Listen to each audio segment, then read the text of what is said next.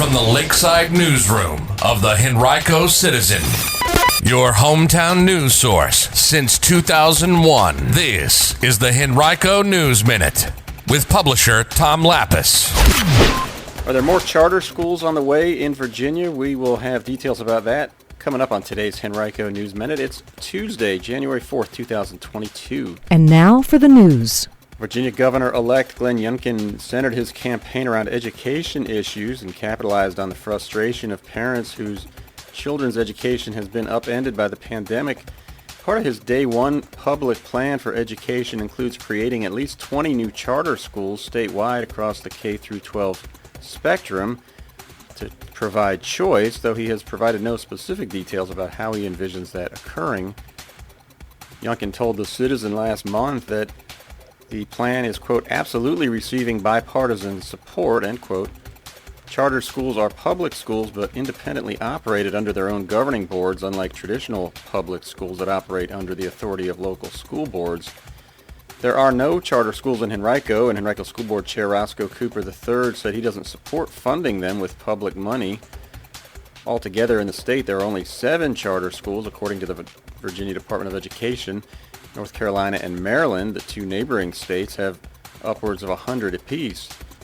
State legislators have said that they anticipate legislation proposed in the upcoming General Assembly session that would expand the charter school authorization process, but so far no bills related to charter schools have been pre-filed.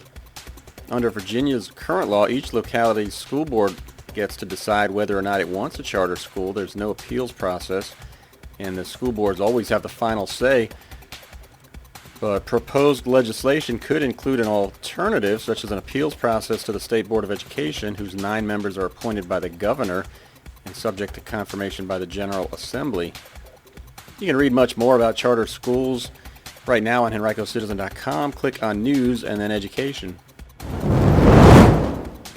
Some parts of the county still digging out after yesterday's snowstorm.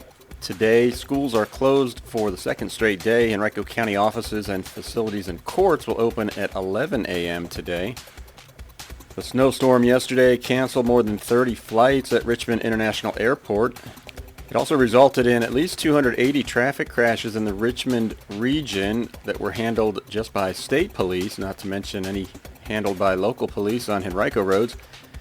Another 178 vehicles were disabled, according to state police. In the far west end, heavier totals of snow, upwards of 5 to 6 inches, also brought trees down. But all that aside, hopefully you were able to enjoy the day, take a little break. Good way to start the new year. COVID-19 cases have reached another all-time high in Henrico County, just as they have done in the state overall and many other places nationally, as the highly contagious but apparently less severe Omicron variant of the virus continues to spread. Henrico saw 942 new cases January 2nd. That's easily its highest single-day total ever. It's now averaging a pandemic peak of 620 new daily cases in the past week. It's more than twice as many as it saw just 1 week ago. And just about 30% of everyone in the county who's taken a PCR or rapid test in the past week has tested positive. But the good news is hospitalizations and deaths have shown really no change in the past several weeks. Now those metrics typically do lag weeks behind higher case counts, but there's optimism that the wave of Omicron cases will not result in nearly as many instances of either per case as previous variants, in part because many people are vaccinated. 66% of Henrico's population is fully vaccinated.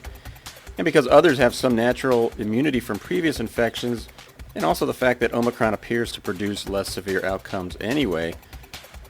But the sheer number of cases being confirmed locally and statewide means that hospitalizations statewide are on the rise, up to a 7-day average of 2,216 as of yesterday, higher than at any time since early February of last year, according to the Virginia Hospital and Healthcare Association.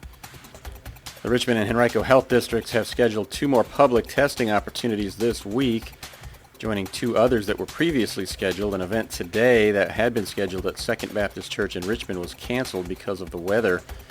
You can visit henricocitizen.com right now to read this article and find out where those testing and vaccination opportunities are.